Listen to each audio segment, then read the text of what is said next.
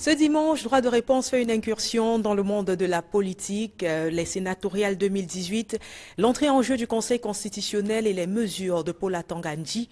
Bonjour à tous et bienvenue. C'est parti pour 1h30 de totale immersion dans l'univers de l'actualité au Cameroun. Bonjour à vous, Flavien Dongo, et bienvenue. Bonjour Kédiara, bonjour également à nos panélistes. Alors, comme tous les dimanches, vous avez la responsabilité, ce dimanche encore, de faire un tour dans la presse écrite, notamment pour nous dire comment elle a traité ces différents sujets d'actualité. Et comme vous le savez, la presse n'est pas... La presse écrite, notamment pour nous dire comment elle a traité ces différents sujets d'actualité. Et comme vous le savez, la presse n'est pas restée, en tout cas, insensible à cette actualité, en tout cas ces différentes actualités. On sait déjà qu'il y a eu plein de sujets, mais ce matin, donc, on constate d'ailleurs que la presse, comme d'habitude, notamment Cameroun Tribune, au sujet du Conseil constitutionnel, a évoqué simplement présenter déjà les membres comme étant les pionniers même qui vont bâtir le socle de cette autre institution de la République qui tardait donc à être mise en place jusqu'ici. Le quotidien gouvernemental précise par ailleurs qu'ils ont prêté serment, chacun devant les représentants du peuple que sont donc les députés et les sénateurs. Ils ont pris l'engagement de respecter la Constitution. Le quotidien privé, la Nouvelle Expression, donc n'est pas que resté sur la cérémonie d'installation. Le tabloïd s'intéressait déjà aux défis et qui attendent bien sûr ces hommes. Voyez-vous, le rédacteur de l'article est donc revenu sur le rôle que le Conseil est donc appelé à jouer, à savoir constater la vacance de la présidence de la République et pour le faire, donc les membres doivent précise bien sûr la Nouvelle Expression, se référer à l'article 6 alinéa 4 du 14 avril 2008, modifiant et complétant donc certaines dispositions du 18 janvier 1996, portant révision donc de la Constitution du 2 juin 1972. Ce sont là quelques informations. C'est dire que les regards restent donc focalisés sur ces personnes qui vont donc jouer en qualité de pionniers un rôle important au cours donc de cette année électorale. Le sujet a largement été traité par la presse locale cette semaine donc qui s'achève. Un autre sujet, et le second en tout cas de ce rendez-vous dominical ce dimanche justement, l'autre il voit donc de près le sujet qui a été traité également par la presse. On parle bien entendu de ce qui a touché bien sûr les Camerounais.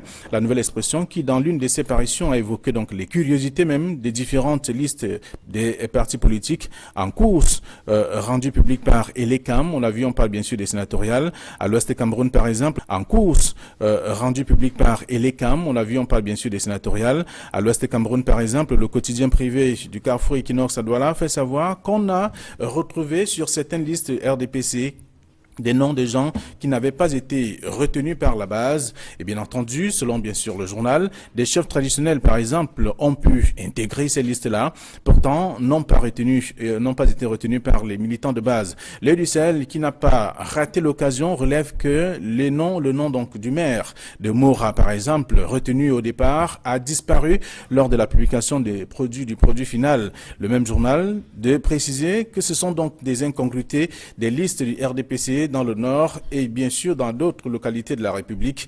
Et le journal de donner donc raison à ces autres partis politiques de l'opposition, notamment le MRC, qui ne s'intéresse pas à cette élection sénatoriale. Donc c'est également ce qu'on a pu lire dans le journal. Le quotidien privé bilingue Émergence dit avoir fait donc un travail de fond, celui de présenter les visages des différents candidats après notamment la publication des listes par Elecam. Émergence rappelle qu'il y a 36 listes validées, 5 rejetées parmi lesquelles le Social-Démocratique Front dans la région du centre. Pour l'hebdomadaire, l'essentiel, il s'agit simplement de 252 candidats pour 70 échappes. Donc, 9 partis politiques en compétition. Par ailleurs, le journal revient donc sur les recalés de ces formations politiques, notamment le RDPC, avec des visages bien connus de la République, qui n'ont pas été donc investis par la hiérarchie de leur formation politique, et selon bien sûr les régions. C'est également le second sujet de ce rendez-vous. Le dernier, comme vous le savez, on va marquer un arrêt pour parler notamment de ce qui donne désormais, ou qui va donner le sommeil, ou qui va enlever le sommeil à certains administrateurs, parlant notamment de l'administration territoriale, avec la sortie, la toute première du ministre Tangandji dans un document qualifié de confidentiel, mais qui s'est retrouvé dans les réseaux sociaux et bien sûr dans la presse. Et c'est Mutation qui donne donc le ton et qui s'est saisi d'ailleurs du document qui dit confidentiel, adressé bien sûr au gouverneur, préfet donc le ton et qui s'est saisi d'ailleurs du document qui dit confidentiel, adressé bien sûr au gouverneur, préfet et sous-préfet par le nouveau ministre de l'administration territoriale, selon Mutation, à Tangandi, met donc les chefs de terre au pas, eux qui s'étaient donc transformés en vendeurs de terrain et juges pour gérer notamment les conflits fonciers et de lui rendre compte 2 fois par jour de tout ce qui se passe comme information au Cameroun. D'ailleurs, le messager parle plutôt de la méthode à Tangandi qui consiste justement à inviter les autorités administratives à lui faire parvenir tous les jours une synthèse sur la situation sociopolitique et même sécuritaire de l'heure, donc notamment dans leurs différentes circonscriptions respectives, dont le patron de l'administration territoriale et par ailleurs secrétaire permanent du Conseil national de sécurité veut simplement réveiller les chefs de terre qui sommeillent. À Tangandi reste ainsi l'homme sur lequel on a le plus parlé au cours de cette semaine. De toutes les façons, on reviendra encore sur lui dans cette édition de Droit de réponse. Merci à vous, Flavien. On se retrouve dimanche prochain. C'est moi. C'est vous qui me remerciez. D'accord. Et on va rentrer de plein pied dans la présentation du panel de cette édition. On commence bien évidemment, comme à l'accoutumée, à l'extrême gauche, où se trouve là-bas l'un des représentants du MRC. Il est notamment membre de la cellule de communication. Il s'agit de Julien Herman Sepo, à qui on va souhaiter la bienvenue. Bonjour, très cher. Bonjour Kate, bonjour à tous les téléspectateurs de Equinox Télévision qui nous regardent ce matin. J'espère que mes co-panélistes et moi-même, co-panélistes que je salue en passant, j'espère que nous allons faire le nécessaire pour éclairer l'antenne pour les questions qui nous sont posées aujourd'hui. De toutes les façons, je vous dis bonjour et merci pour cette invitation. C'est moi qui vous remercie. Je peux vous garantir que c'est ce que les téléspectateurs attendent de vous ce dimanche, que vous alliez au fond de ces sujets et que vous puissiez justement les détailler afin qu'ils les comprennent mieux. Également présent sur ce plateau. Nous le meilleur de nous-mêmes pour ça. D'accord. Également qu'ils les comprennent mieux. Également présent sur ce plateau. Le meilleur de nous-mêmes pour ça. D'accord. Également présent sur ce plateau, un politologue juriste également qui a décidé d'être présent parce qu'on va parler également beaucoup de constitution au cours de cette édition et donc on s'est dit comment faire une émission pareille sans avoir de juriste avec nous sur le plateau. De toutes les façons, ce dimanche, le docteur Bernard Bouguin est avec nous. Bonjour docteur et bienvenue. Bonjour Kate, je salue mes copanélistes et je dis un salut très cordial à vos millions de téléspectateurs. Je peux vous garantir que le million de téléspectateurs est présent au rendez-vous. Et comme d'accoutumé sur ce plateau, on a des journalistes pour mieux canaliser les débats et également revenir sur comment ils ont traité les sujets tout au long de la semaine. Et donc, ce dimanche, nous avons pensé à inviter Jacques Dobel, qui lui également a décidé de répondre présent. Bonjour et bienvenue. Bonjour chers consoeurs et bonjour à vos millions de téléspectateurs à travers le monde. J'espère pouvoir être à la hauteur de leurs attentes. D'accord. Et pour terminer cette longue liste de panélistes, finalement, on va introduire un autre invité qui cette fois est militant au sein du RDPC, militant acharné, nous a-t-il dit au téléphone. Il s'agit de Jacques Bimaï, à qui on va souhaiter la bienvenue. Oui, bonjour Kate, bonjour à tous les téléspectateurs de Equinox TV. Et bien sûr, bonjour également à mes copanélistes. C'est avec beaucoup de plaisir que je suis ici pour partager avec vous ce dimanche cette réflexion pour l'avancée de la démocratie dans notre pays. Merci à vous d'être venu, d'avoir répondu présent à cette invitation. Et on rentre de plein pied dans le premier sujet de ce dimanche qui concerne bien évidemment les sénatoriales 2018. On sait que depuis hier a été lancée la campagne électorale pour des premières élections de cette année. Il s'agit, on vous l'a dit, des sénatoriales. Occasion pour les partis en liste de convaincre le maximum possible les grands électeurs. On vous l'a dit, des sénatoriales.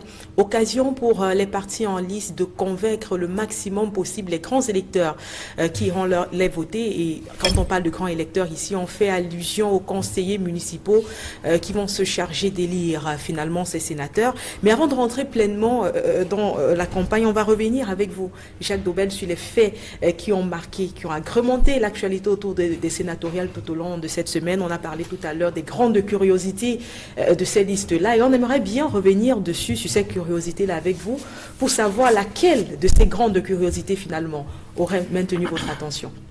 J'ai personnellement été frappé par la présence du SDF seulement sur 6 régions, si je me souviens bien. Parce que quand un parti se présente comme le plus grand parti du pays, qui se présente d'ailleurs comme le chef de file de l'opposition, pour se retrouver seulement dans 6 régions, sur les 10 que nous avons, il y a un véritable problème. Encore que le SDF se trouve absent dans une région aussi sensible que le centre, et nous savons par le passé que le SDF a eu beaucoup de problèmes dans cette région, où il y a eu mort d'homme. Je pense à un cadre du SDF au moment des grandes batailles au sein de ce parti. Il y a un certain Diboulé qui est mort à Yaoundé, au siège du SDF, et qui a été enterré du côté de Mouanko. Alors, quand je suis souvent les débats, le SDF se présentant comme étant le plus grand parti de l'opposition, je me pose encore la question de savoir comment ils n'ont pas pu être dans 4 régions.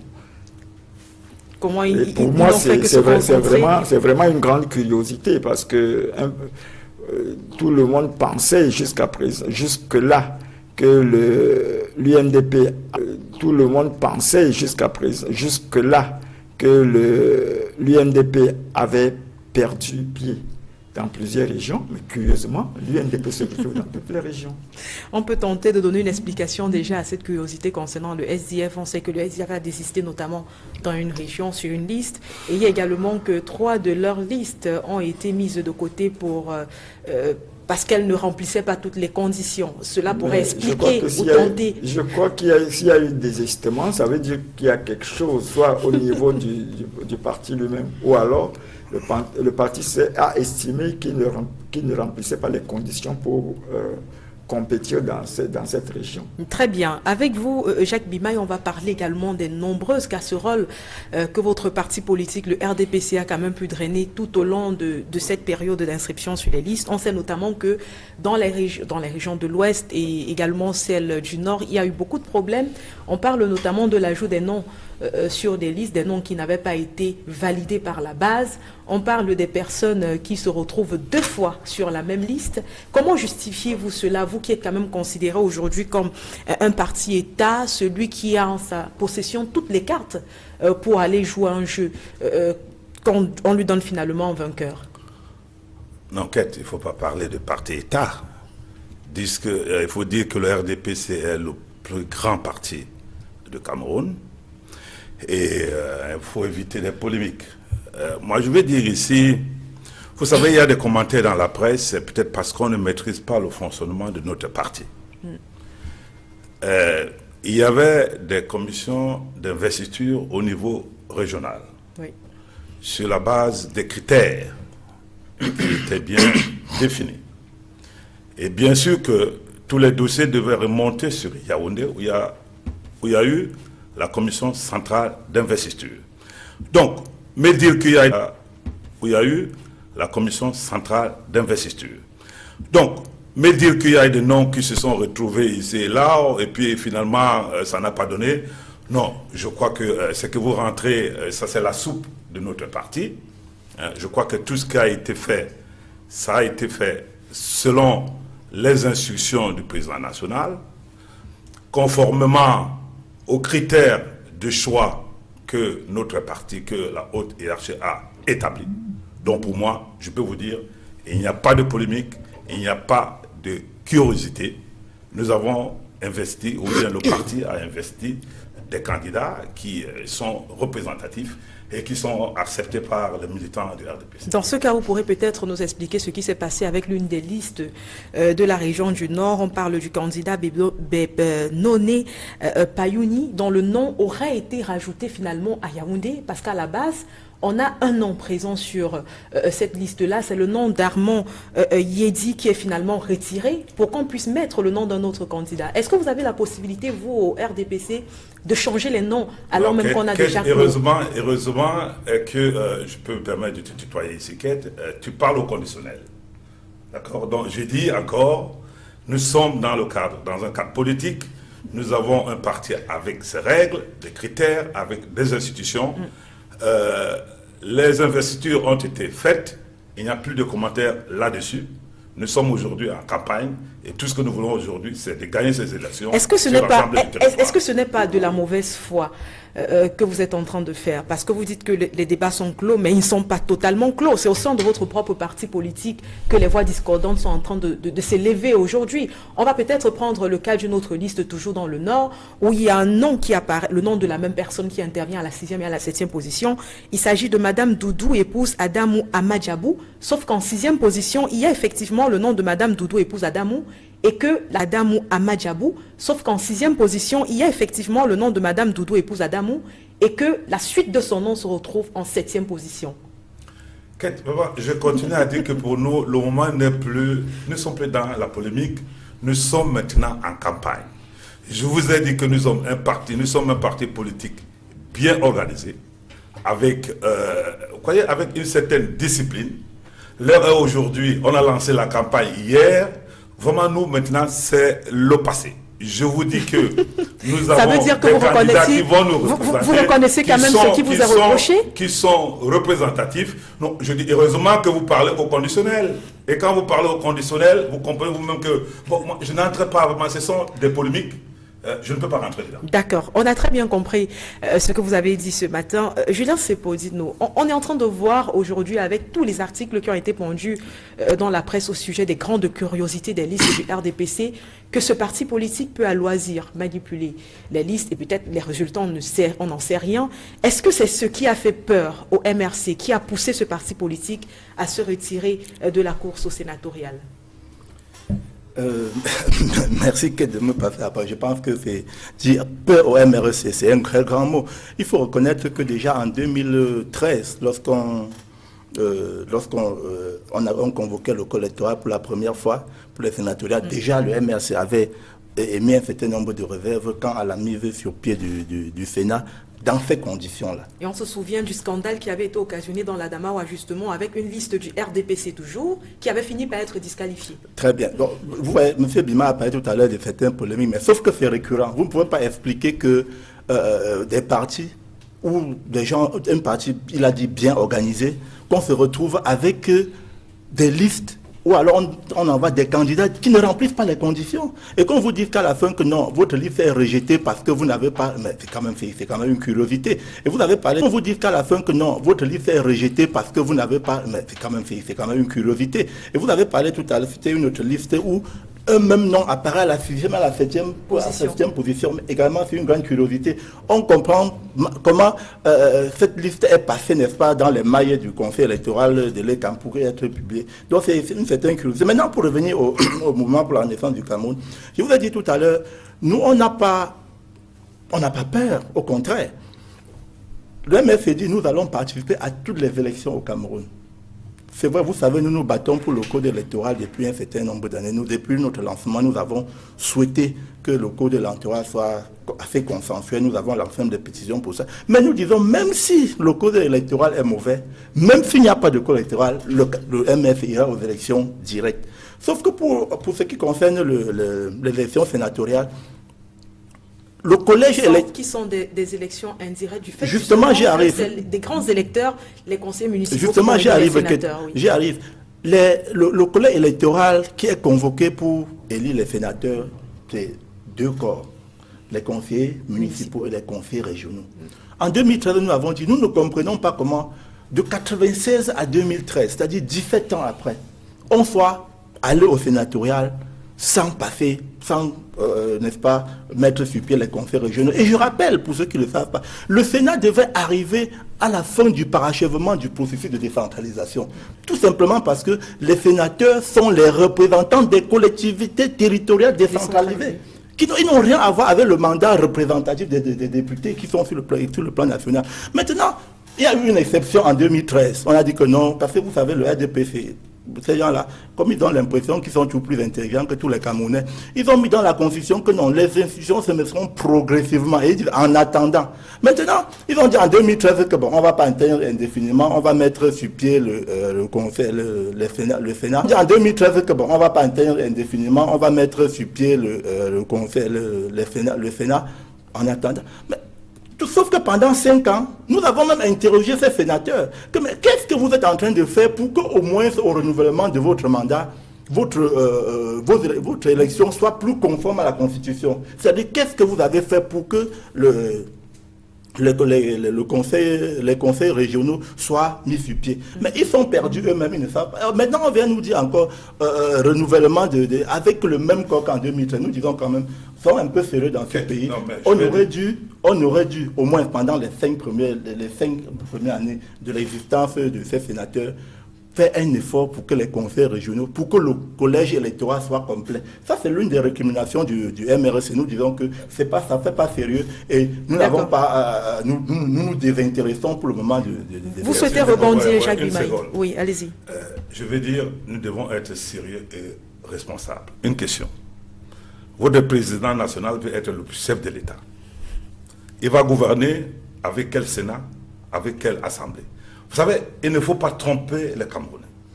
Bon, qu'est-ce que vous voulez finalement? Donc, maintenant, quand le président Kamto sera président demain, s'il est élu président demain, il ne va pas travailler avec le Sénat? Et en plus, vous faites des commentaires sur une élection que vous avez décidé, à laquelle vous avez décidé de ne pas participer. Ce n'est pas responsable.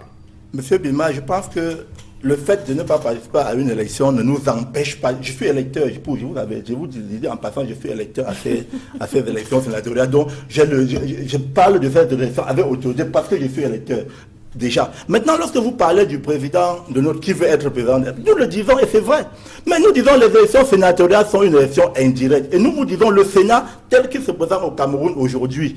Nous l'avons décrit en 2013. J'ai fait un article dans le Messager là-dessus en 2013 lorsqu'on a lancé le film. J'ai dit que ce n'était pas normal. Et maintenant, nous un article dans le Messager là-dessus en 2013 lorsqu'on a lancé le film. J'ai dit que ce n'était pas normal. Et maintenant, nous nous retrouvons 5 ans après, on n'a rien fait. Vous ne pouvez pas me dire aujourd'hui, monsieur Bimaï, vous qui êtes aux affaires, que depuis 5 ans, vous ne pouvez pas me montrer, vous ne pouvez pas me dire quelle a été l'avancée.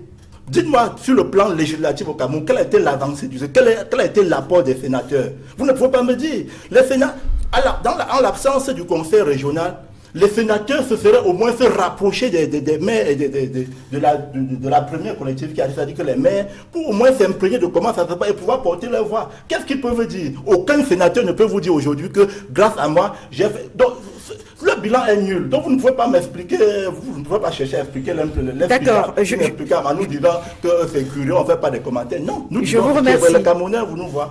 Je vous remercie, Julien Sassé, pour le temps d'introduire également le docteur Bougain pour sa première prise de parole sur le sujet. Comment comprendre, docteur, que malgré toutes les curiosités qu'on a pu constater sur les différentes listes du RDPC, que ces listes-là soient quand même passées? On sait qu'il y a une liste du SDF qui a été mise de côté justement parce qu'elle n'était pas complète. On aurait pu utiliser la même stratégie que celle utilisée par le RDPC. Est-ce que cela ne montre pas la relation incestueuse qui existe entre le parti au pouvoir et certains organes supposés être neutres? Oui, ce que je voudrais dire, je n'ai pas le dossier en main, je ne connais pas très bien qu'est-ce qui s'est passé, mais si les choses se présentent telles que vous les dessinez, cela veut dire effectivement qu'il y a une certaine connivence. Mais encore faut-il que les choses soient en train de se présenter de cette façon.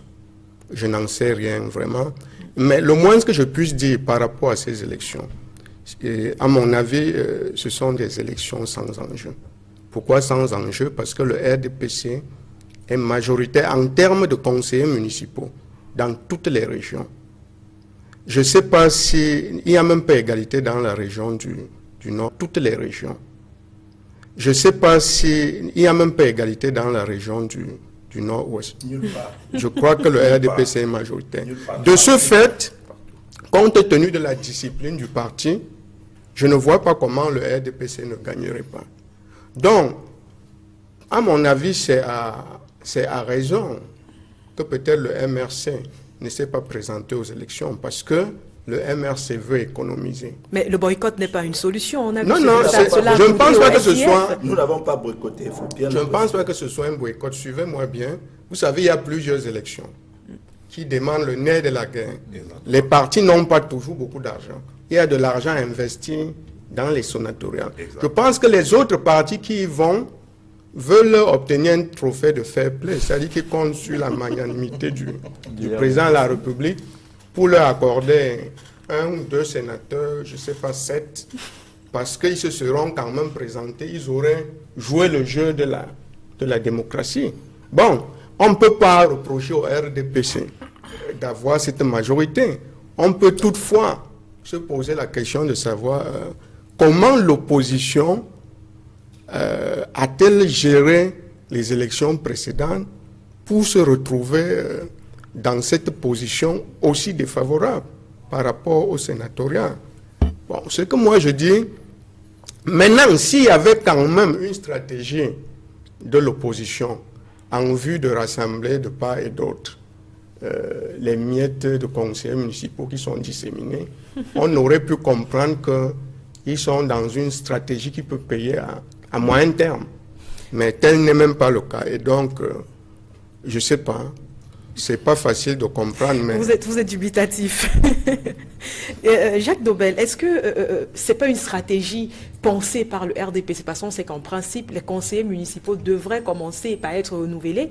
Et ce sont pensés par le RDPC. Parce qu'on sait qu'en principe, les conseillers municipaux devraient commencer par être renouvelés.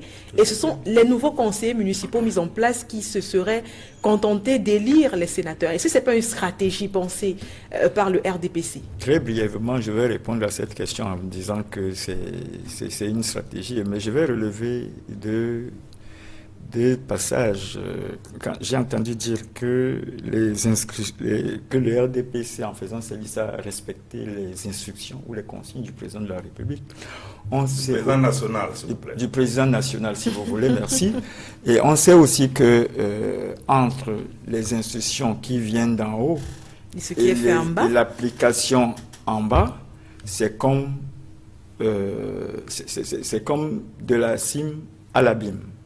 Par ailleurs, j'ai entendu dire aussi que le MRC ira gouverner sans Sénat.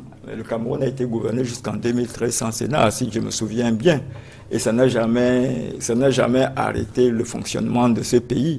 C'est comme le Cameroun pouvait toujours fonctionner sans Sénat, s'il fallait qu'on arrive à un Sénat comme celui que nous avons aujourd'hui, qui est complètement inopérant. Ça, je suis d'accord avec le docteur, parce que tout à l'heure, je crois que c'est mon voisin de gauche qui a demandé, si on demande aujourd'hui aux sénateurs quel serait leur bilan, je ne sais pas s'ils seraient à même de le donner, sinon qu'ils ont accompagné l'Assemblée nationale dans la manière de voter le budget. Encore que, petit journaliste de mon État, j'ai lu des articles venant du Nord-Ouest où, par exemple, le vice-président du Sénat, qui se trouvait être M. Achidi Achou, ancien Premier ministre, n'est jamais passé par un conseil municipal pour offrir quoi que ce soit. Ce que faisait par un conseil municipal pour offrir quoi que ce soit, ce que faisaient de simples citoyens camerounais qui ont quand même des patriotes, qui ont une idée de ce pays. On va demander à M. Achidi Achou et à la plupart des sénateurs d'ailleurs, qu'est-ce qu'ils ont fait de l'argent des micro-projets? Il y en a dont on a entendu parler. Mais M. Achidi Achou et bien d'autres, je veux même tenser un peu les sénateurs du littoral. Je ne sais pas. On ne les voit pas beaucoup. On ne les a même pas vus du tout. Je regrette de dire ça comme ça. J'ai des amis là-dedans. Alors que la région du littoral a cumulé le plus de catastrophes. J'ai des amis là-dedans et ils vont sans doute m'interpeller, mais je leur dis que la vérité, parce que je n'ai jamais entendu parler d'un sénateur qui a donné quoi que ce soit quelque part. Je peux peut-être me tromper. Et je vais le concéder si jamais quelqu'un peut m'apporter un démenti. D'accord.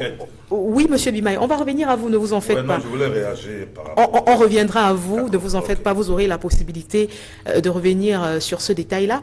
Mais vous avez parlé tout à l'heure de l'UNDP, en disant c'est une grande curiosité, on ne comprend pas comment ce parti politique a pu se présenter dans l'ensemble des 10 régions, alors qu'on sait que le parti en lui-même n'a pas des conseillers municipaux dans ces 10 régions. C'est quoi la stratégie? Est-ce que c'est la suite? On sait qu'il y a une entente entre le RDPC et ce parti depuis 1997.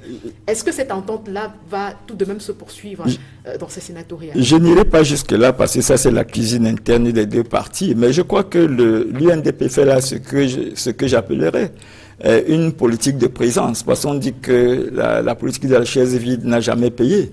Et comme vous le dites si bien, l'UNDP peut également compter sur la collaboration entre ce parti et le RDPC qui pourra lui concéder quelques sièges.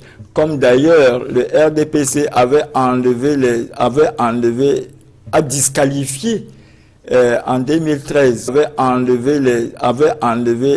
à disqualifier en 2013 l'UNDP, si je me souviens bien, dans la Damawa, où l'UNDP avait des sénateurs, pour accorder des sénateurs là-bas à un parti comme le SDF qui n'en avait pas.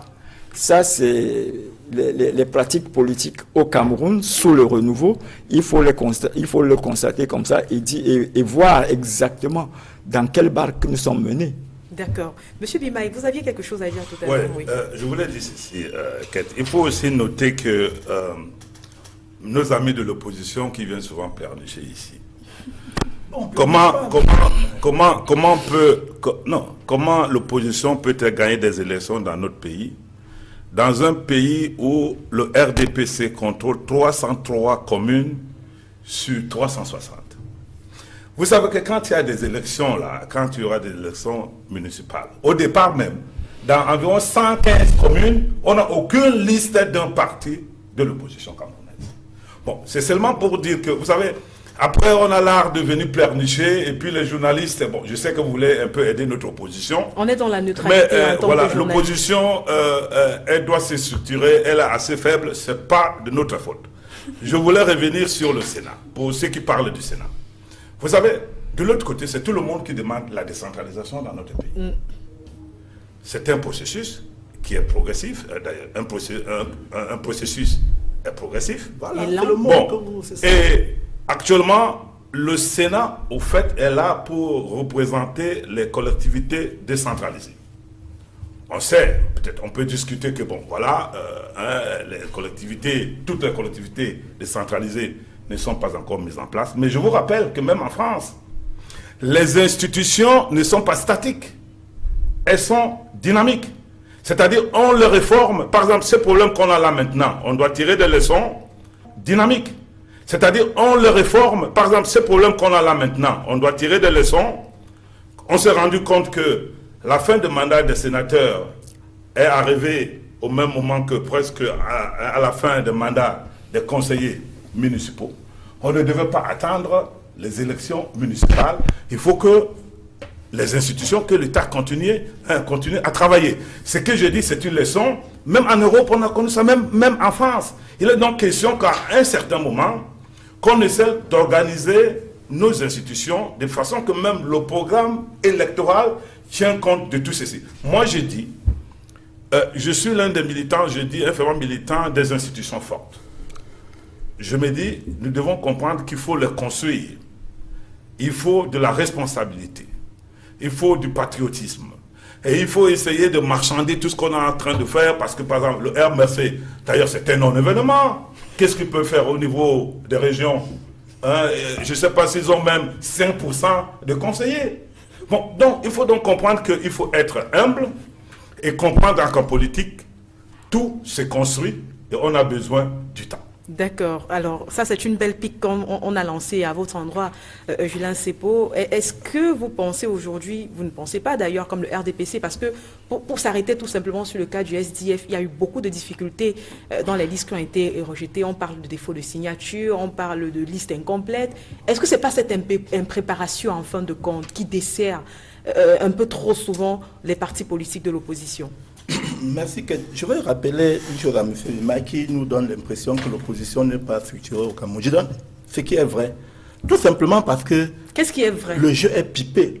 C'est-à-dire que l'opposition, le déploiement de l'opposition camerounaise, C'est-à-dire qu'en 90, on a dit multipartisme intégral. C'est-à-dire que chacun est libre. Mais sauf que ce que M. Bima ne vous dit pas, le RDPC n'a pas été créé en 1980, chacun est libre. Mais sauf que ce que M. Bima ne vous dit pas, le RDPC n'a pas été créé en 1990 pour se battre comme les autres partis, comme les partis d'opposition aujourd'hui pour s'installer. C'est un parti qui est, le RDPC est là depuis 1966.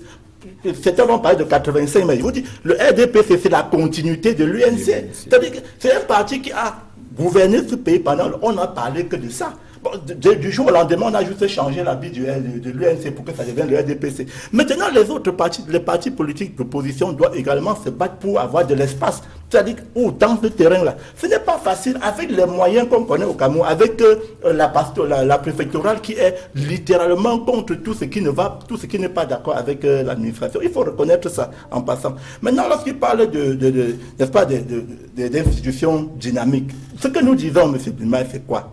C'est que on ne peut pas, dans un pays où on veut être sérieux, mettre la charrue avant les bœufs. Je vous ai dit, les sénateurs, vous avez dit tout à l'heure, les sénateurs, interrogez n'importe quel sénateur, M. Dobel le disait tout à l'heure, qui n'a pas vu un sénateur, ils ne savent pas ce qu'ils font là. Demandez-leur eux-mêmes ce qu'ils font là, ils ne savent pas. Parce qu'ils devaient passer, ils devaient être représentés. Ceux qui sont censés représenter ne les connaissent même pas, ils ne les connaissent pas. À ce moment, qu'est-ce que vous attendez d'eux? Absolument rien. C'est pour dire un peu, quand j'entends un certain nombre de choses, il faut être dynamique, d'accord. Mais comment est-ce qu'on doit fonctionner? Vous ne pouvez pas aujourd'hui, avec des institutions, comme on dit, on veut avancer. Je vais prendre un exemple très simple, permettez-moi de faire expliquer.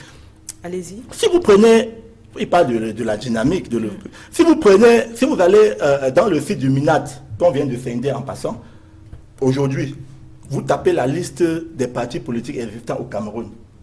Vous allez vous retrouver, la dernière mise à jour est de 2012. Et dans cette liste, vous allez voir le parti de M. Bimaï, qui se réclame du RDPC depuis des années, qui est un fervent militant du RDPC. Mais là-dedans, vous avez de M. Bimaï, qui se réclame du RDPC depuis des années, qui est un fervent militant du RDPC. Mais là-dedans, vous allez voir que M. Bimaï est président d'un parti au Cameroun. Il est militant du RDPC. Ce qui veut dire quoi? Ce qui veut dire que si vous prenez un Cameroun, à travers le monde, n'importe quel citoyen du monde veut s'informer sur les informations politiques au Cameroun, c'est déjà biaisé, c'est déjà faux. Donc vous voyez, c'est dans ce genre-là, c'est dans ce jeu que le RDPC nous amène. C'est-à-dire qu'on ne donne pas, déjà pour les partis d'opposition qui se veulent sérieux. Moi, je suis un acteur de terrain. Je peux vous dire des difficultés auxquelles je suis confronté tous les jours avec l'administration pour un petit déploiement. Donc, malgré ça, on se bat. Il a dit que nous, on n'a pas 5%. Mais ces 5%, c'est beaucoup d'efforts.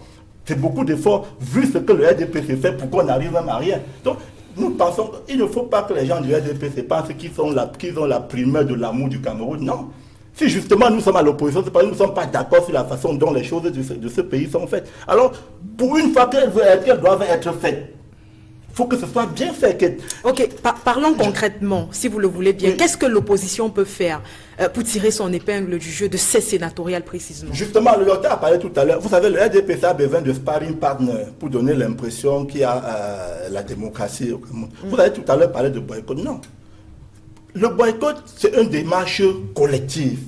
Tout ce qu'il ne faut pas de boycott, il faut que ce soit une démarche collective.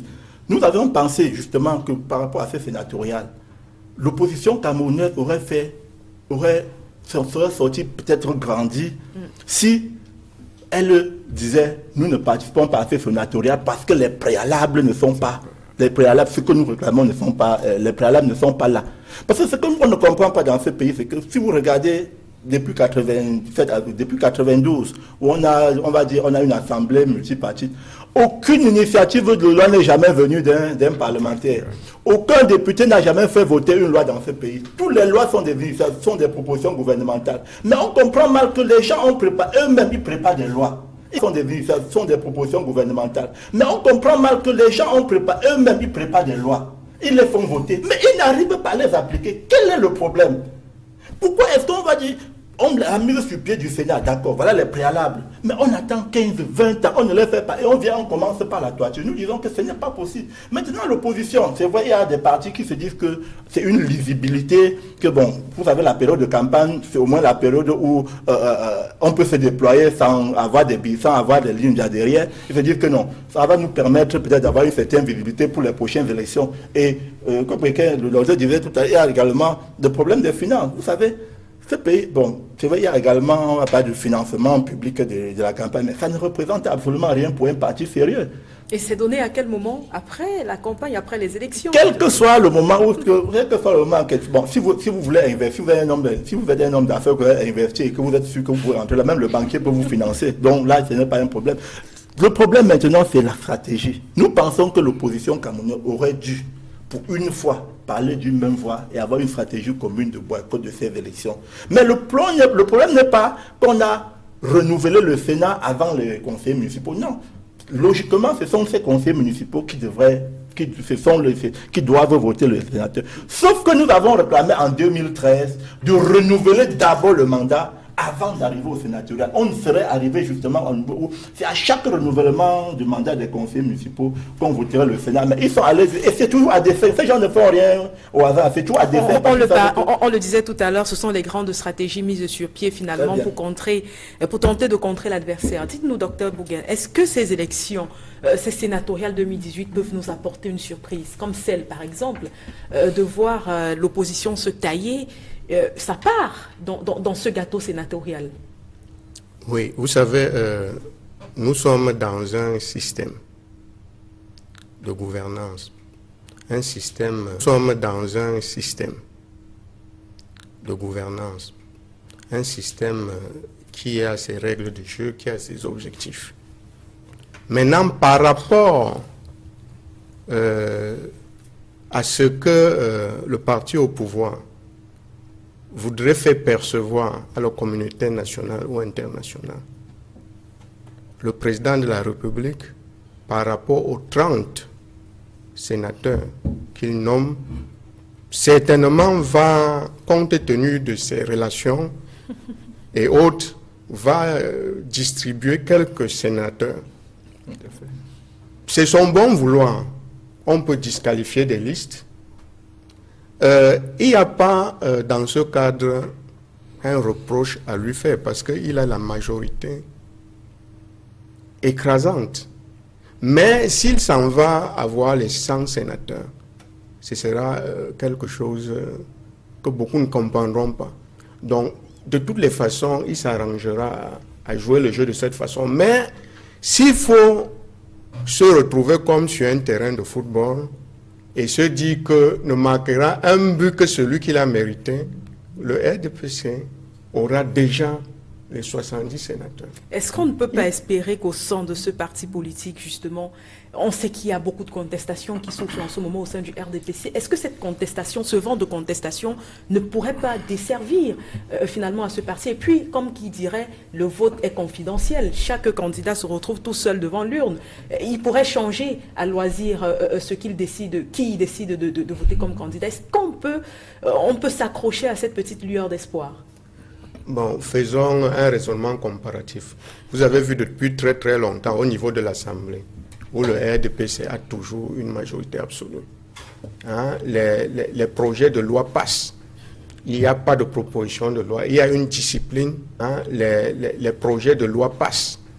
Il n'y a pas de proposition de loi. Il y a une discipline du parti. Dites-vous que au niveau du conseil municipal, les conseillers vont être rassemblés, et tel est déjà le cas, pour recevoir des consignes. Et il y a un travail qui se fait, un travail psychologique qui se fait. Si vous connaissez quelqu'un qui est conseiller municipal du RDPC, il va vous renseigner sur quelques méthodes qui ne sont pas des méthodes illégales, non, mais qui rappellent aux gens que vous n'êtes ce que vous êtes que parce que le parti a bien voulu que vous soyez cela. Ce qui est vrai. Et par conséquent, je ne pense pas, il peut y avoir quelques brebis galeuses. mais ça ne peut pas inverser La tendance. La tendance. Ça ne pourra pas. De toutes les Ça, façons, c'est sûr qu'il y aura quelques gens qui vont essayer de se démarquer. Mais ça ne pourra pas changer. Comme un morceau Mais de ça veut, sucre dans ça un veut tout seau d'eau. simplement dire, Monsieur Bimaï, qu'au sein de votre propre parti politique, il n'y a peut-être pas de volonté d'être humain en tant que, du moins dans sa capacité d'exister en tant qu'être humain, puisque tout dépend de la volonté du parti, de ce que le parti vous a donné pour que vous soyez à ce niveau. Est-ce que c'est systématiquement ce que vous remettez dans les urnes ou alors vous pensez à chaque fois que vous allez voter à l'avenir du Cameroun? Non, quand on adhère à un parti, c'est parce qu'on est convaincu. Et il y a dans tous les partis politiques, je dis bien dans tous les partis politiques, c'est ce qu'on appelle la discipline du parti. Donc, moi, je dis, Kate, le RDPC a toujours aidé l'opposition. Parce que nous sommes conscients que pour construire ce pays, nous avons besoin d'une opposition forte et responsable. Mais pendant combien de temps nous allons continuer à porter cette opposition? Vous savez, c'est comme on est en train de dire là-bas maintenant, le chef de l'État, on est obligé, c'est le chef de l'État, l'opposition. Vous savez, c'est comme on est en train de dire là-bas maintenant, le chef de l'État, on est obligé, c'est le chef de l'État. Là, et ce n'est plus le RDPC. En tant que chef de l'État, il sait qu'il faut nommer des Camerounais, c'est sûr qu'il nommera aussi des Camerounais qui viendront de RDPC, de l'opposition et consorts. Mais je dis, tout à l'heure là, M. Sepo nous parle de « Oh, on devait se rassembler pour faire le boycott ». Quand est-ce que vous allez vous rassembler pour construire l'opposition au Cameroun? Vous n'êtes que là, c'est-à-dire quand il faut boycotter, oh, l'opposition. Mais, oh, de ça, M. Sepo, c'est de ça? C'est parce qu'il y a des... Oui, mais c'est ce que... Oui. Vous, l'opposition, J'ai dit, les on ententes de serait l'opposition, attendu- c'est quand il y a on des serait élections... attendu au vu des préalables que les choses se passent comme ça. Sauf que vous ne... Monsieur Sepo, Oui, je dis bien, même nous de RDPC, tout ce que nous faisons n'est pas parfait. Et pour bien construire ce pays, nous avons besoin d'une opposition forte, d'une opposition Que vous organisée. soutenez, comme vous dites. Malheureusement, vous êtes tellement égoïste. Chacun veut être président. C'est quand il y a des élections, il faut parler de boycott. Alors que vous avez eu tout le temps pour nous proposer peut-être que, bon, qu'est-ce qu'on peut faire pour parfaire notre système? Vous êtes en train de On a crier, toujours non. proposé, Vous ne monsieur proposez Bimaï, rien mais de vous n'allez sérieux, pas non. venir dire ça ici. Attendez, je dis bien Vous n'allez pas- je dis l'opposition camerounaise. Oui. Ça veut dire que vous ne pouvez pas venir ensemble. Vous ne pouvez que venir ensemble pour boycotter. C'est ce que vous avez dit, hein? Que oui, malheureusement, on n'a pas pu être Puisque vous faites tous des efforts pour que l'opposition ne se réunisse pas. C'est vous qui faites des efforts dans ce sens. Vous dites que vous c'est nous voulez qui rendre faisons l'opposition que dans forte. 115 communes, Pardon? qu'il n'y ait pas de militants des listes de l'opposition pendant les municipales dans 115 communes, 115 au Parce départ. que vous ne le faites pas, les partis d'opposition se déploient, M. Bimaï. Je peux vous parler des exemples. Nous nous déployons à l'heure actuelle dans le sud, le MN. Nous avons été obligés d'aller rencontrer le gouverneur du sud pour lui dire que le Cameroun, c'est un pays, le MF est un pays démocratique, le MF est un parti légalisé qui doit, n'est-ce pas, se déployer sur le terrain. Tous nos camarades là-bas sont tous les jours pris à qui doivent, n'est-ce pas, se déployer sur le terrain. Tous nos camarades là-bas sont tous les jours pris à partie par vos camarades, qui les menacent, qui les chargent. Nous avons été obligés, je le dis, d'aller rencontrer le gouverneur pour qu'il prenne sur lui de ce que tous les partis tous les partis au Cameroun légalisés doivent travailler. Vous venez nous dire que vous donnez les moyens à votre... C'est vrai, vous pouvez dire, vous avez quelques sparring partners avec qui vous échangez de temps en temps, mais il ne faut pas dire des choses qui ne font pas. Très bien. Et puis, est-ce que c'est le RDPC qui donne les moyens? En 92, l'opposition a eu le soutien du peuple camerounais. Si aujourd'hui le peuple vous a abandonné, c'est parce que vous ne proposez rien de concret. C'est ça la vérité. Et le RDPC propose quoi? Ben bien, écoutez, nous sommes en train Vous avez hérité d'un pouvoir, M. Bima, que vous faites tous les efforts pour confisquer. Laissez les Camerounais s'exprimer, Très bien, se déployer. messieurs. On verra à ce moment-là. Très bien. Si vous pouvez Le encore docteur dire Bougaine quelque chose. souhaite rebondir. Oui, je voudrais, avec votre permission, faire une petite correction là. Je pense que lorsque les partis d'opposition n'arrivent pas à se déployer, soyons honnêtes, ce n'est pas le RDPC, ce sont des fonctionnaires enthousiastes qui pensent qu'en posant tel ou tel acte, ils font plaisir à tel parrain, ils font plaisir à telle personne. Mais ils Les engagent... militants du RDPC, docteur. Ben, est-ce que les Je suis militants... de l'opposition, je sais de quoi je parle. Est-ce qu'ils sont sanctionnés donc, Je sais de quoi je parle. Oui, bon, s'ils ne sont pas Ils ne sont pas sanctionnés, sanctionnés. oui, là c'est un autre problème. Nous avons Vous organisé comprenez? des meetings dans Là, des c'est un villes autre où nous problème, passons. parce que Et si sont nous les cadres du trompons la RDPC vérité- qui donnent des instructions aux gens de ne pas sortir. Oui, si nous trompons la vérité, nous n'avançons pas parce que c'est la vérité Oui. qui permet à la science d'avancer. Absolument. Disons donc que les fonctionnaires ne jouent pas leur rôle. Les fonctionnaires n'acceptent pas une certaine neutralité dans le jeu politique au niveau des sous-préfectures. Vous pouvez dire ça. Parce qu'il favorise. Bon, et ce n'est pas tous. Ce n'est pas tous. Bon, si tel est le cas, il faudrait bien qu'ils répondent de leurs actes. Ce n'est pas tous. Bon, si tel est le cas, il faudrait bien qu'ils répondent de leurs actes. Vous savez qu'il y a des procédures contre ce type d'individus. Bon, il y a combien? Vous avez plein d'avocats dans votre parti quand même. Jamais. Mais ces procédures sont initiées. Vous avez plein d'avocats. Oui, il y a des procédures qui sont initiées au niveau des tribunaux administratifs qui n'aboutissent pas. On peut, n'est-ce pas, on peut dans le cadre d'un refus d'un service dû, poursuivre au pénal un sous-préfet. Très bien. Ça n'aboutira toujours pas. Au-delà de tout ce qui Ça a été n'aboutira dit. pas, vous faites une citation directe. Au-delà de tout ce qui a été dit, Jacques Dobel, on a ce discours qui nous vient tout le temps du RDPC, surtout, il faut le préciser, sur le fait que l'opposition n'arrive pas à se mettre ensemble. Est-ce que c'est un débat qui tient? Mais Quand on sait que dans ça ne l'opposition, tient on pas. a une multitude d'idéologies. Non, ça ne peut même pas tenir. Ça, et ça, c'est vraiment dire, je dirais même que c'est de l'infantilisme, c'est pas de l'enfantillage. Parce que on ne peut pas demander à, c'est pas moi, 200 personnes de s'entendre sur quelque chose, ils ne s'entendront jamais. C'est pas possible. Le drame, c'est que nous-mêmes, les Camerounais, le Camerounais lambda, vous et moi, je ne sais pas si nous sommes conscients de l'avenir de notre pays. Parce que au-delà de tout ce que les partis, parce que ce n'est pas seulement le RDPC, les partis peuvent donner à un individu pour aller voter, nous marchons sur ce genre de choses. Voilà le genre de mets que nous mangeons souvent. Parce que vous avez parlé tantôt des manigances qu'ils peuvent avoir au niveau des conseils municipaux par rapport au vote des sénateurs. Pour avoir observé des élections dans un pays, et surtout l'élection sénatoriale de 2013, j'étais en Konsamba,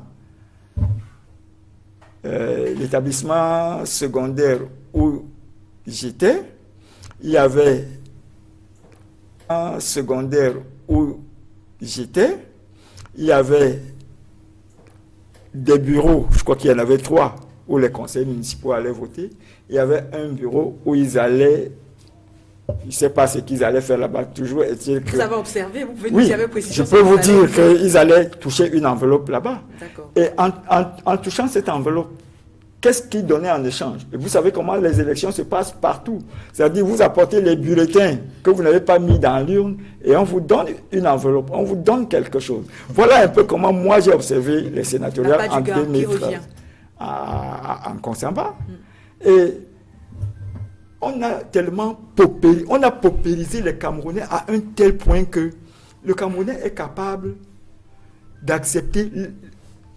Je n'ose pas dire... Est-ce que ce n'est pas parce que la population camerounaise n'est pas suffisamment cultivée sur les procédures, les procédés, les manigances en politique? Est-ce qu'en ce moment, le journaliste n'a pas sa part de responsabilité? Non, le journaliste... Justement, c'est le journaliste qui... Le journaliste n'a pas de part de responsabilité là-dedans. Chacun de nous a une conscience. Je crois que on dit que le Cameroun est un pays très scolarisé. Nous avons été à l'école à des niveaux différents. On forme beaucoup de pays d'Afrique, à ce qui paraît. Voilà. Mais nous n'avons pas une conscience nationale depuis quelques années, disons-le. Le Cameroun de 2018, là, ou alors le Cameroun depuis 1990, n'est pas le Cameroun de 1950, où les gens avaient une conscience, où les gens se sont fait tuer, où les gens ont subi tout, parce que ce pays devait être indépendant. Et quand il a été indépendant, des méthodes ont été utilisées. On avait surtout en cette période-là un ennemi commun qui était le colon. Oui. On ne peut pas comparer les deux systèmes. Mais vous pensez qu'aujourd'hui c'est Mais le colon est toujours là. Et le colon d'aujourd'hui est beaucoup plus dangereux. Parce que le colon d'aujourd'hui, c'est moi, c'est toi. Hein? D'accord, pour sortir de ce sujet et rentrer dans le tout. Oui, c'est moi, c'est toi. Hein? D'accord, pour sortir de ce sujet et rentrer dans le tout deuxième, docteur Bouganon vous donne la possibilité de donner votre mot de fin là-dessus. Oui, sur 2 points par rapport à une stratégie commune de l'opposition. Vous connaissez la dynamique qui amène François Mitterrand au pouvoir. Oui, qu'est-ce qu'il est devenu L'union après? de la gauche. Oui, voilà. Ce que je voudrais dire, c'est que lorsque vous voyez un parti comme le RDPC, qui s'appelle le Rassemblement, c'est en réalité une coalition de beaucoup de groupes, de beaucoup de réseaux, de plusieurs choses à la fois. C'est ça qui fait cette grande force. Il y a des noms que j'ai évité de donner. C'est ça qui fait cette grande force. Si de l'autre côté, les gens ne sont pas capables de constituer au moins une force semblable, Je ne suis pas d'accord avec vous. on va se retrouver toujours en train de pleurer, de perdre. Bon, maintenant, concernant les électeurs, vous savez, nous avons un problème, c'est une affaire de culture politique. Nous avons une certaine culture politique. Nous savons qu'au niveau des élections, je vais vous le dire crûment, au niveau des élections, c'est celui qui a le plus d'argent qui gagne les élections. Parce que quand l'électeur vient, vous venez rencontrer un électeur, vous lui dites, est-ce que tu peux venir voter pour moi? Il dit, bon, je prends le taxi avec quoi? Mais parce que les foules Après, ont été je mange infantilisées. quoi? Exactement C'est ce qu'on disait tout à l'heure. Est-ce qu'on ne doit pas sortir de ces Bon, considérations? maintenant, il voir les appartient. choses autrement. Je voulais conclure en disant qu'il appartient au parti.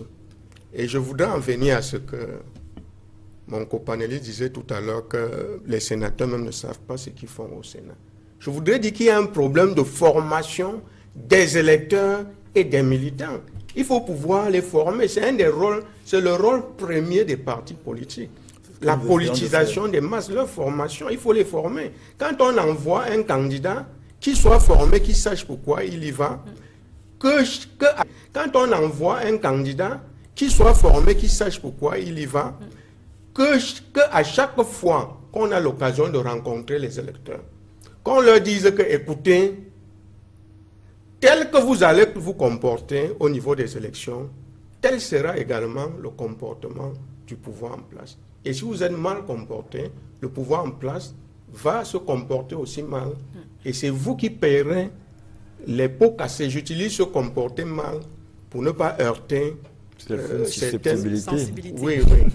Tout simplement. D'accord, je vous remercie, messieurs, de vous être étendus sur ce sujet, d'avoir permis aux uns aux autres de le comprendre de fond en comble. On passe au deuxième sujet inscrit à l'ordre de droit de réponse de cette édition et l'on rentre de plein pied dans la mesure Paul Atangandji. Le 7 mars dernier, on a une lettre ultra confidentielle qui circule un peu partout sur les réseaux sociaux. C'est une lettre dans laquelle le nouveau ministre de l'administration territoriale donne pour instruction aux sous-préfets, préfets et gouverneurs de région de faire, et cela 2 fois par jour, des rapports en ce qui concerne la situation sécuritaire et politique de leur circonscription d'appartenance. Une action qui a tout de suite quand même enflammé l'opinion nationale avec ce qu'on a appelé l'innovation pour la Tangadi en fonction, ça dépend des médias qui ont titré là-dessus parce que les titres fusaient de tous les sens. Et on est quand même tenté de se demander avec vous, Jacques Bimaï, pourquoi est-ce que cette sortie, même si on ne peut pas l'appeler forcément sortie parce que c'était une lettre confidentielle qui a fuité, pourquoi est-ce que ça fait autant de bruit? Est-ce qu'avant, il n'y avait pas des informations qui remontaient de la base jusqu'au sommet? Est-ce que le ministre est en train d'innover? Je peux dire que le ministre est en train d'innover parce que nous sommes dans un contexte particulier.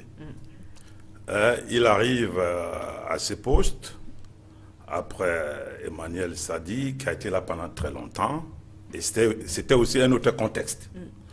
Nous sommes dans un contexte aujourd'hui qu'on regrette, et c'était aussi un autre contexte. Nous sommes dans un contexte aujourd'hui qu'on regrette, que pour des revendications qu'on peut dire légitimes d'une grande majorité de nos frères et sœurs anglophones, certains ont installé la barbarie dans ces 2 régions où on s'attaque ouvertement au symbole de l'État. C'est pour dire que pour moi, ce n'est pas comme ça qu'on peut régler un problème politique dans notre pays. Parce qu'il faut le reconnaître, c'est un problème aujourd'hui qui est politique. Et Atangandji a donc été nommé dans un contexte difficile. On enlève un sous-préfet, on enlève un délégué régional, on tue les forces de l'ordre, des civils. Il y a beaucoup de choses qui se passent. Et surtout aussi, certains qui s'attaquent à l'État. Il faut dire, c'est ce qu'on doit regretter. Et Atangandji est donc arrivé dans un contexte spécifique, dans un contexte complexe, où la paix est menacée, où les symboles de l'État sont bafoués. Il a pris donc des mesures. Et pour moi, je ne peux pas commenter sur cette mesure, parce que vous savez, dans tout projet, il y a une approche managériale. On peut dire ici, c'est une approche, une méthode à Tangandji. Et ce qui est sûr, les 6 prochains mois, on verra, quand on va évaluer, ce que ça va apporter. Mais, je dis, c'est tout à fait normal en tant que manager, il vient d'être nommé. Et il doit se démarquer. C'est un homme pragmatique, pas se démarquer, c'est-à-dire il apporte ce qu'on appelle, c'est ça quoi, son approche. Hein, ça c'est une approche managériale, ce qu'il est en train de faire. Dans un contexte qui est bien donné, on peut donc comprendre ces mesures. Et je vous rappelle, même dans des grandes démocraties, il y a par exemple aux États-Unis, le président a 3 bulletins par jour, le matin, à midi et le soir. Bon, ici chez nous, on en avait un bulletin quotidien. Le contexte, le contexte,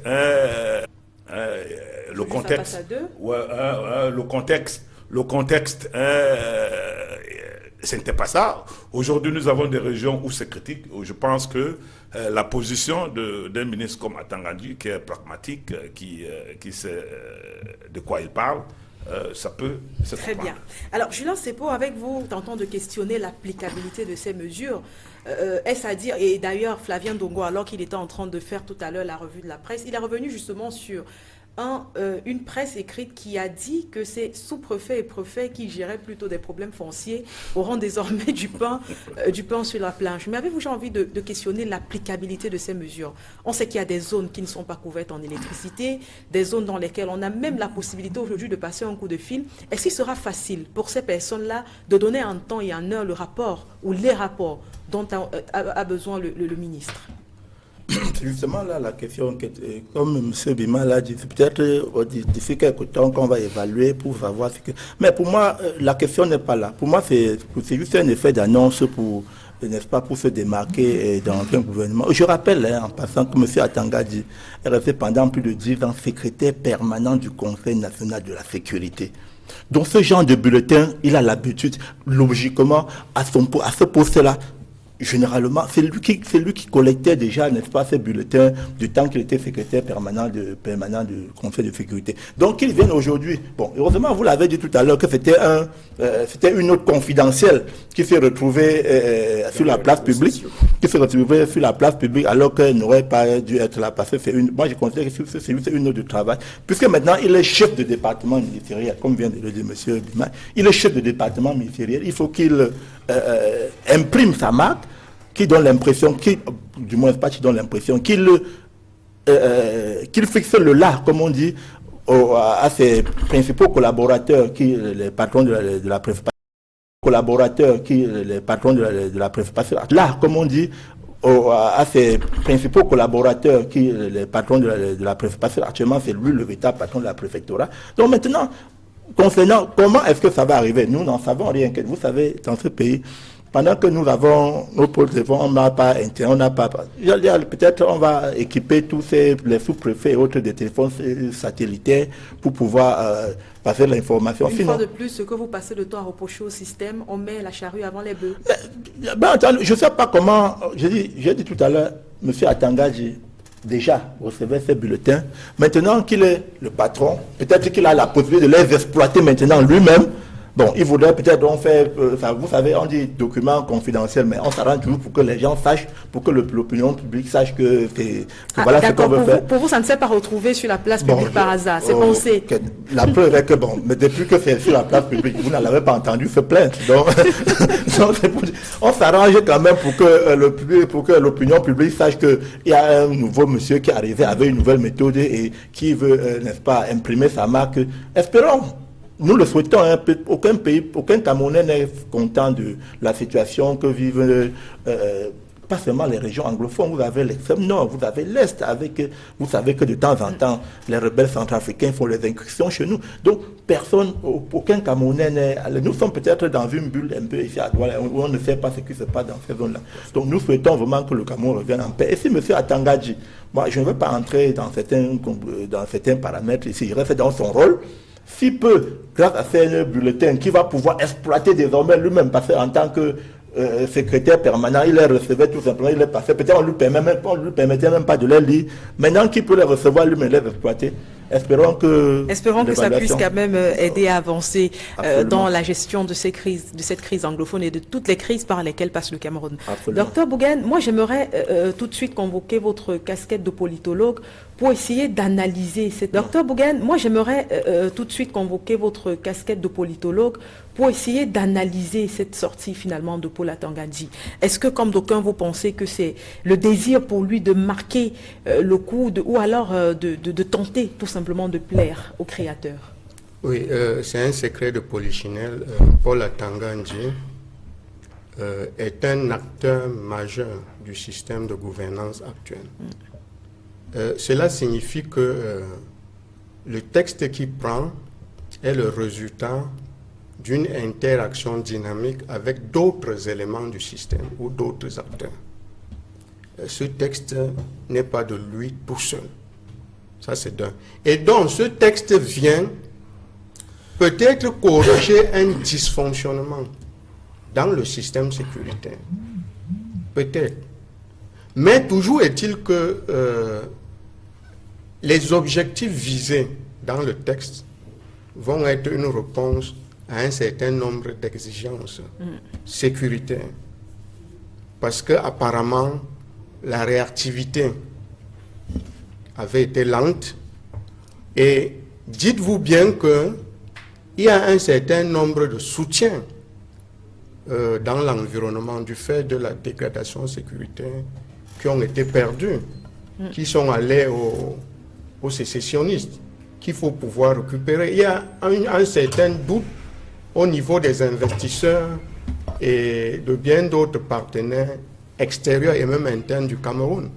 Il faut frapper du poing sur la table, il faut que le ton soit haussé. Et je pense que sur un plan systémique, l'ensemble des objectifs du système, parmi lesquels la conservation du pouvoir, passe aussi par la réussite du pouvoir, passe aussi par la réussite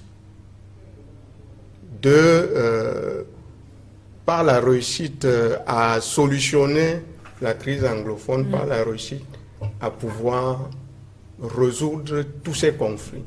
Moi, je pense que il est non seulement dans son rôle, mais en tant que variable de transformation dans un système, il se doit non seulement de poser des actes qui vont vers les objectifs, mais qui vont satisfaire les attentes de l'environnement. Également, vous avez parlé d'une créature.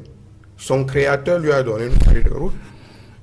Et puis, il doit respecter cette feuille de route. D'accord. Dites-vous bien que c'est en droit de ligne. Je vous remercie, docteur Bougaine, pour vous relancer. Vous, Jacques Dobel, est-ce que cette mesure, celle qui consiste finalement à faire 2 bulletins d'information par jour, pourrait permettre de juguler les différentes crises par lesquelles passe le Cameroun en ce moment? C'est vrai qu'on insiste beaucoup sur la crise anglophone, mais Julien Sepola l'a rappelé tout à l'heure, on est un peu assailli de toutes parts. Il y a l'extrême nord, il y a l'est.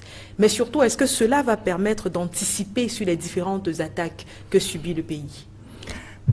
Jugeons le maçon au pied du mur. Je vais commencer par attirer votre attention, l'attention de vos téléspectateurs sur le fait que 2 bulletins par jour, si vous calculez en main, 10 gouverneurs de région, 56 préfets, 58 préfets et 360 sous-préfets, ça fait quand même 856, ça fait 856 bulletins par jour. C'est pratiquement un livre. Monsieur... Il y a une synthèse à l'échelon supérieur. Justement, les sous-préfets qui transmettent aux préfets, les préfets qui transmettent aux gouverneurs. Mais parce que si j'ai bien compris la lettre de cette instruction, c'est les gouverneurs, les préfets et les sous-préfets qui doivent faire cette note. Non, de cette instruction, c'est les gouverneurs, les préfets et les sous-préfets qui doivent faire cette note.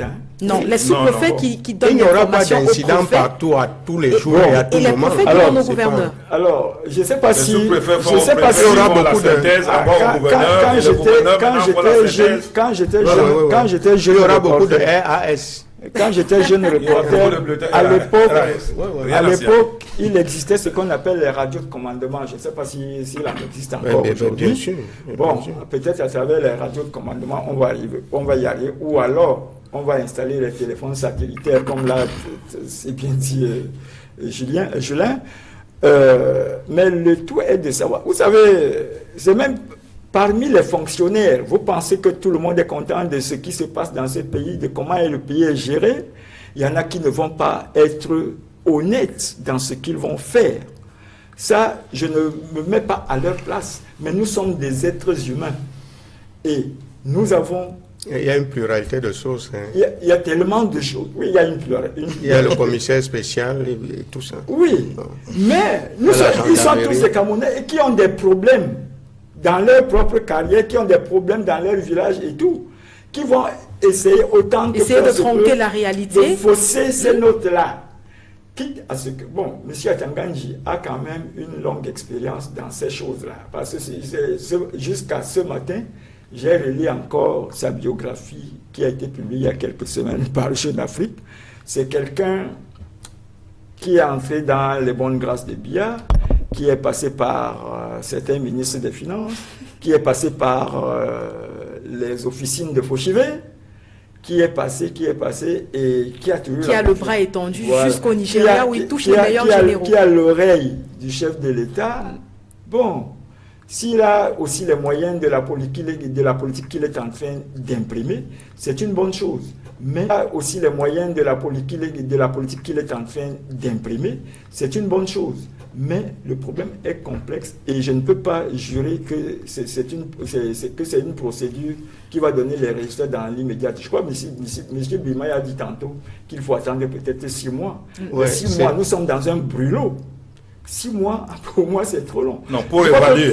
Pour évaluer, voir les premières mesures prises. Le problème aurait été pu jurer dès le début. Et c'est le même Atangandji qui a donné l'impression à l'opinion internationale qu'il n'y avait pas de crise anglophone. De problème anglophone au Cameroun. Oui, là, je crois que c'est à dessein que Biya l'a envoyé à cet endroit-là pour qu'il gère maintenant ce qui est devenu non plus une crise anglophone, mais une crise sécuritaire qui secoue tout le pays. Parce que lorsqu'on vous enlève des sous-préfets et des hauts fonctionnaires, parce qu'un délégué régional est quand même un haut fonctionnaire, qu'on ne vous les remette pas au bout de 2 semaines, 1 mois, il y a un réel problème. D'accord. Oui, permettez déjà que je vous relance. Oui, non, je voulais d'abord dire quelque chose. Là. À l'époque, je crois qu'on avait mal compris le ministre Atangandji. Il avait dit qu'il n'y a pas un problème anglophone. Écoutez-moi bien. Il disait il voulait dire par là que les mêmes problèmes qu'on a au nord-ouest, au sud-ouest, on les retrouve dans les autres régions. C'était notre façon de comprendre le problème. C'était important, quoi, en fait. Bon, mais ce n'est pas là le problème. Aujourd'hui, je crois que ce qu'il faut dire, je suis de ceux-là qui pensent que le problème anglophone, c'est un problème politique, qu'on ne peut que régler par des mesures politiques. Et donc,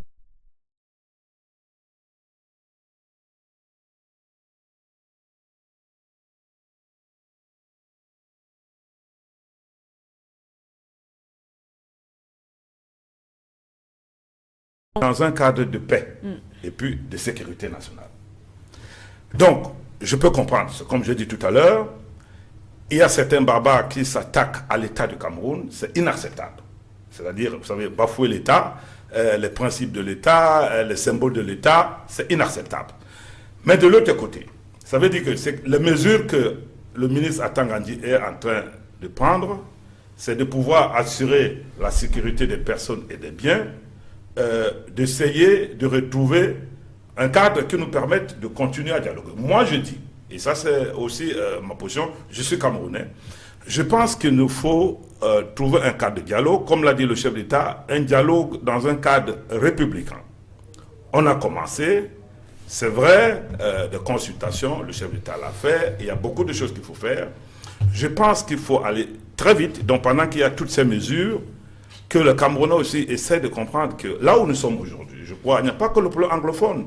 Nous sommes au Cameroun, il faut absolument que nous comprenions que le dialogue est indispensable, c'est incontournable. Vous savez, les problèmes politiques, le vivre ensemble ne peut pas se décréter. ne peut pas être forcée. C'est des choses qu'il faut négocier, c'est des choses que nous devons trouver un consensus. Et c'est pour cela que moi je pense que le chef de l'État, qui est un homme politique sage, et je le dis qu'il va gagner la prochaine présidentielle. Mais c'est pour ça que moi, peut-être, je prends souvent position. Mon thème aujourd'hui, qui est de tout ce qu'on parle là. Nous ne devons pas faire la politique par rapport à l'opposition camerounaise. Nous devons faire de la politique par rapport au développement du pays. Et c'est pour cela, moi, en tant que RDPciste, je dis ça c'est mon point de vue. Hein, tout en restant un militant discipliné, comme tout à l'heure, là, on est en campagne. Mais je dis... il est important d'avoir des institutions fortes, que le chef d'État nous aide à les mettre en place. On a vu que l'opposition ne peut pas jouer son rôle. On peut évoluer avec un système qui peut permettre... L'opposition ne peut pas jouer son rôle. On peut évoluer avec un système qui peut permettre le jeu des alliances et de tout, par exemple. Bon, il y a beaucoup de choses comme ça. Et puis, la décentralisation dont on parle, qu'on y aille. Et les gens doivent aussi comprendre que cette décentralisation, c'est aussi une forme de fédéralisme. Moi, j'appelle ça le semi-fédéralisme. Ne soyons pas focalisés sur le mot, mais sur ce qui va être fait. Mais il faut comprendre que c'est un processus. Un processus, aujourd'hui, on a pris par le temps. Le temps, aujourd'hui, joue contre nous. Il faut aller vite. Et c'est pour ça que je pense que nous le comprenions, que le Camerounais comprenne que oui, le chef d'État, d'ailleurs, a pris un certain nombre de mesures qu'il faut saluer. Vous avez vu la femme suisse, la déléguée suisse qui est venue ici, nous dire comment ça se passe en Suisse.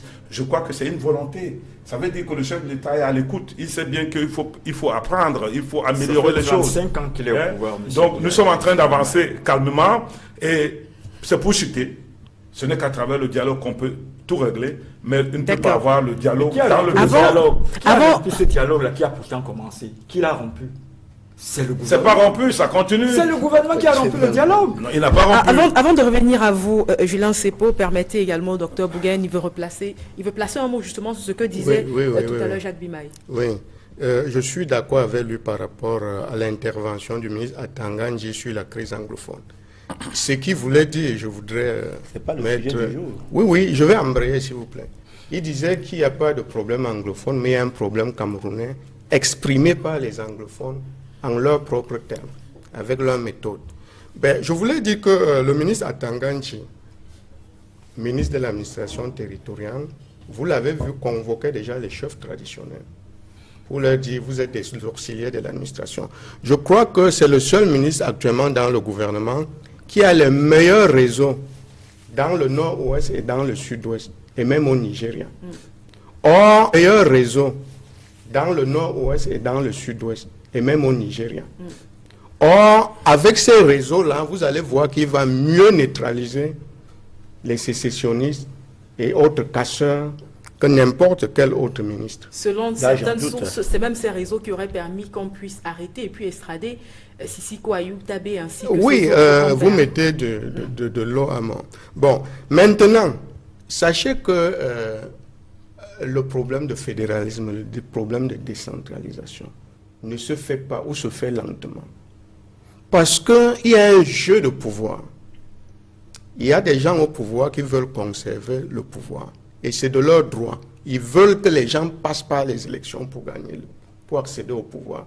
Il y en a d'autres qui veulent soit prendre le pouvoir par insurrection, soit saucissonner le Cameroun pour pouvoir diriger une partie du pays. Et dans ce jeu de pouvoir, c'est le peuple qui en souffre sans bien comprendre de quoi il s'agit.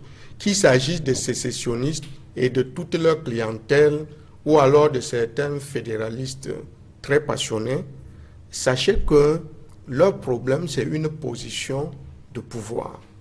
Et ceux qui sont au pouvoir estiment que peut-être en lâchant du lest très rapidement par rapport à la décentralisation, ou bien en acceptant le fédéralisme, ils vont perdre ce pouvoir. Et c'est ce genre de jeu qui crée beaucoup de situations difficiles à comprendre. On se demande pourquoi c'est aussi lent. Pourquoi on ne passe pas au fédéralisme? Pourquoi la décentralisation n'a pas été effectuée depuis? Mais la décentralisation fait partie du pouvoir.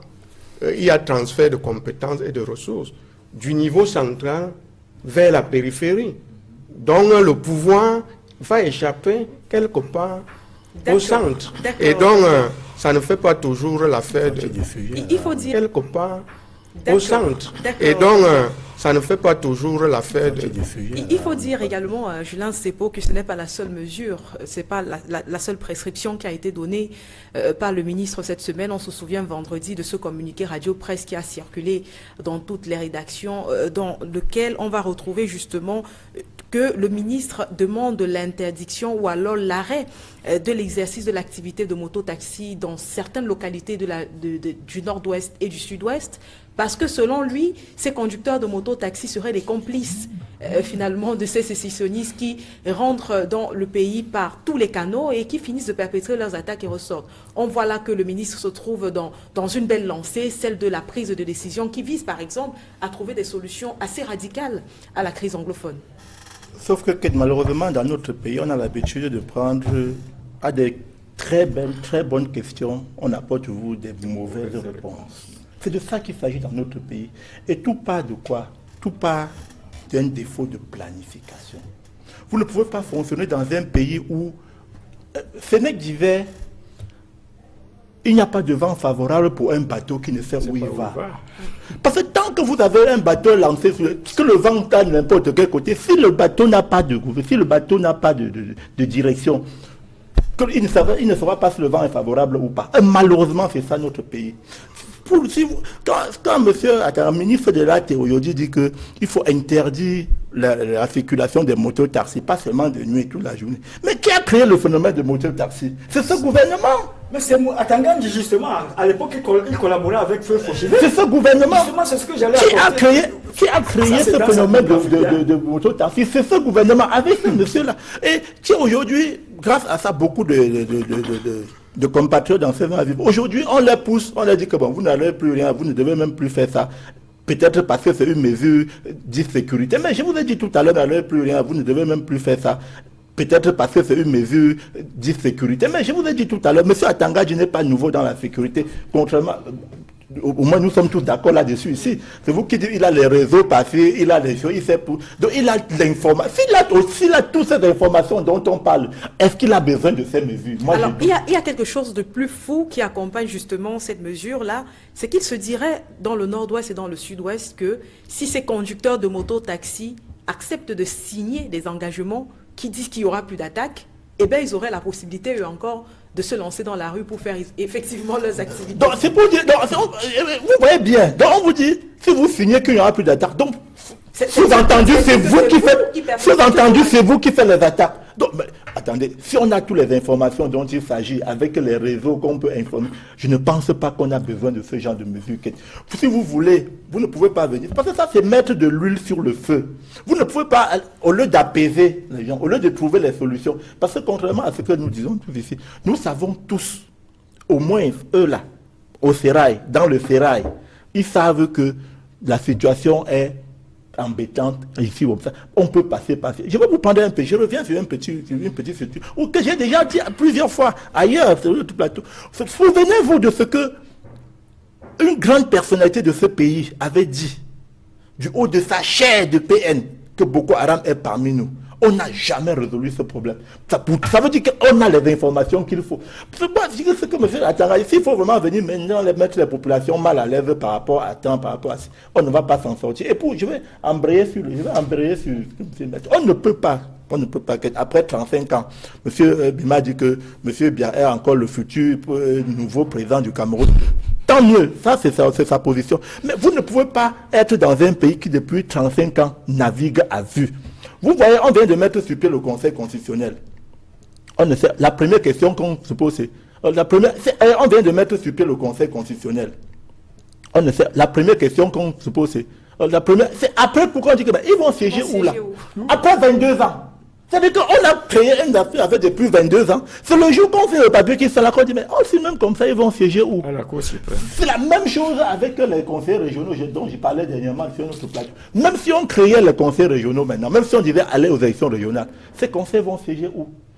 Si on ne sait pas si le président de région ira squatter dans les services du gouverneur, on ne sait pas. Mais parce que le pays n'a pas de planification. Or, vous ne pouvez pas évoluer avec un gouvernement qui triche au point de mentir sur le nombre de la population. Parce que tout part de là. Si vous ne pouvez pas avoir Si vous ne pouvez pas dire que nous sommes 10 aujourd'hui, dans 5 ans, nous serons 15, vous ne pouvez faire aucune planification. Et à partir de ce moment, tout sera biaisé. Vous ne pouvez jamais vous en sortir. Donc, moi, je doute très fort de ce que... Heureusement, on a dit ça, tout à l'heure, on attend l'évaluation. Quelqu'un l'a nommé, on a dit, c'est un créateur qui a nommé une de ses créatures quelque part pour résoudre un problème. Mais heureusement qu'on sait. Dès octobre 2016, j'étais l'un des premiers, je ne sais pas, sur un plateau télévisé, a dit qu'il faut que M. Bia aille à Bamenda. On a chassé le premier, ça veut dire qu'on le veut. C'est lui qu'on a nommé, c'est lui qu'on a élu pour résoudre le problème des Camerounais. S'il allait là ce jour-là, il disait que quel est le problème, cher frère? Je vous ai compris, on va résoudre ce problème. Et beaucoup, comme il aurait donné la légitimité qu'il recherchait. On n'en serait pas là. D'autant plus que tout c'est un processus. Même si on dit fédéralisme, ce sera toujours un processus. Pourquoi est-ce qu'on n'a pas finalisé avec le processus de décentralisation? Si on avait résolu ce problème, on n'en serait pas là aujourd'hui. Très bien. Je vous remercie. Oui, avant de revenir à vous, monsieur. Non, permettez, s'il vous plaît, vous allez revenir dessus. Permettez également que Jacques Dobel puisse s'exprimer sur cette question-là. Est-ce que finalement, on se retrouve dans un univers dans lequel on a l'impression qu'on maintient la crise anglophone pour des objectifs précis? Parce qu'aujourd'hui, on est en train de se diriger à grands pas vers les élections. Comment ça va se diriger? Ça va se passer des objectifs précis. Parce qu'aujourd'hui, on est en train de se diriger à grands pas vers les élections. Comment ça va se diriger? Ça va se passer dans ces régions en crise. On sait aujourd'hui que de nombreux Camerounais sont réfugiés au Nigeria. Et d'ailleurs, si vous avez regardé le 20h, les différentes éditions d'Equinox Télévision, vous avez vu les conditions dans lesquelles vivent ces Camerounais au Nigeria. Alors, qui c'est qui va voter de ce côté? Est-ce que les élections se dérouleront de ce côté-là également? Si oui, dans quelles conditions? Puisque je crois depuis quelques années, les Camerounais de l'extérieur peuvent voter, mais ce n'est pas des réfugiés qui vont voter. Parce que d'abord, ils ne sont pas enregistrés là où ils sont. Dans leur présentation. Ils sont pas. Et puis l'état d'esprit dans lequel ils sont ne leur permet pas de voter. Et même ici à l'intérieur, là-bas dans le nord-ouest, dans le sud-ouest, il y a des gens qui ne vont pas voter parce qu'ils ne sont pas contents. Ils ne savent pas pourquoi ils vont... Je ne sais même pas si moi je peux aller voter parce que je ne sais pas pourquoi je vais voter. Ah ça, je le dis clairement, je ne sais pas pourquoi je vais voter puisque j'attends de voir. Vous pourrez voter pour le changement. Ça commence par là. Ah, vous savez depuis combien d'années on promet le changement dans ce pays et qui n'est jamais venu? Pas pour le changement. Je suis d'accord, mais j'attends de voir d'abord les programmes, les projets de société. Nous en avons, monsieur. C'est pas le moment de battre cette campagne, Julien. J'attends de voir les projets de société. Même les conseillers municipaux devraient avoir un projet de société pour leurs différentes communes. S'ils en ont, on verra le moment venu, on verra au cours de votre campagne. Alors, je crois que je ne veux pas être systématiquement pessimiste. Mais j'attends de voir la situation évoluer. Nous venons d'avoir un nouveau gouvernement. Laissons-le travailler et au bout de 3-6 mois... On pourra juger le maçon si effectivement son mur est solide ou pas. La dernière question sur le sujet pour vous, Jacques Mibaye, oui, allez-y. Non, je voulais d'abord dire ceci. Non, il faut qu'on soit clair. Sur le sujet pour vous, Jacques Mibaye, oui, allez-y. Non, je voulais d'abord dire ceci. Non, il faut qu'on soit clair. Le ministre Atangandji n'est pas contre le motocycliste qu'on appelle un Ben Sikiner. Je vais dire ceci, la paix n'a pas de prix. Quand la paix est menacée, pour retrouver la paix, il n'y a pas de prix. Toutes les mesures sont bonnes. Voilà. Nous sommes dans une situation où aujourd'hui, d'abord vous avez dit que ces mesures sont temporaires. Ce n'est pas à très long terme. Il a dit renouvelable pour les 2 semaines. Bon, voilà. Donc on est en train de voir, il y a un problème de sécurité majeur qui se soulève dans les 2 régions. Je pense qu'on peut trouver des mesures aussi fortes, apporter des réponses fortes à ce qu'on vit pendant un certain temps. Là où il fallait peut-être poser des questions où je me dis, c'est dire que oui, mais ces Ben Sikiller à qui ils vont vivre de quoi? Est-ce qu'il y aura une compensation? Voilà. Là, c'est discutable. Non, mais vous voulez faire comme si on était quand les enfants ne veulent pas travailler, qu'on attaque. C'est sur les Ben Skin que les attaques se font. Donc, on est en train de dire que oui, la mesure, c'est une bonne mesure, mais seulement il faut des mesures d'accompagnement. Bon, des mesures d'accompagnement. Mais écoutez, c'est ce que je dis, c'est ça qu'il faut dire. Il ne faut pas donner l'impression qu'aujourd'hui le ministre Atangandji est contre les Ben Sikiner et consorts. Non, Il faut trouver la stabilité, la paix dans ces deux régions. Il faut prendre des mesures aujourd'hui fortes. Ça n'a pas de prix. Bon, qu'on parle maintenant de mesures compensatoires, ça peut se discuter. Et c'est sur cette note-là, chers messieurs, qu'on va mettre un terme à cette autre édition de Droit de réponse. C'est vrai que la semaine a été forte sur le plan de l'actualité. Et cette nouvelle crise également qui a auréolé l'actualité de la semaine, c'est le décès d'une consoeur, Pauline Poincier-Maninga, qui est survenue justement au cours de la semaine. Une femme forte qui a pu marquer de son empreinte la longue histoire de la presse écrite au Cameroun. De toutes les façons, Serge Alain Autou et son équipe ont bien voulu vous remettre les souvenirs de cette dame qui est passée dans Dimanche avec vous il y a quelques années. C'est avec ce proclou et son équipe ont bien voulu vous remettre les souvenirs de cette dame qui est passée dans Dimanche avec vous il y a quelques années. C'est avec ce programme qu'on vous laisse ce dimanche. Excellent dimanche à tous.